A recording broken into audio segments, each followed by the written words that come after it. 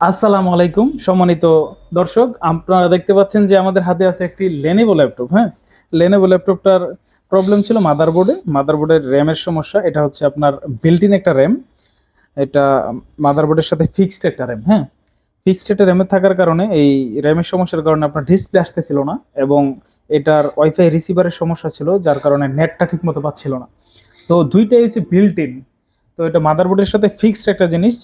তো এটাকে আমরা বিল্ট ইন র্যামটা নতুন করে রিপ্লেস করে দিছি, এবং এটার যে ওয়াইফাই রিসিভার ছিল সেটা আমরা রিপ্লেস করে দিছি। রিপ্লেস করে দেওয়ার পরে এটা রিপেয়ার করা হয়েছে মাদারবোর্ডটা।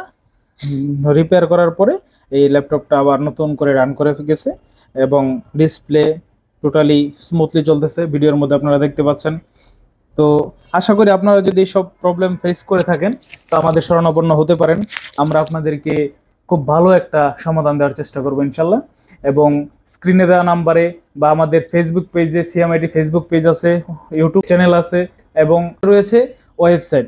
এছাড়াও যদি আপনারা সরাসরি যোগাযোগ করতে চান তাহলে 01921187771 নাম্বারে যোগাযোগ করবেন। সকলে ভালো থাকেন, সুস্থ থাকেন। আল্লাহ হাফিজ।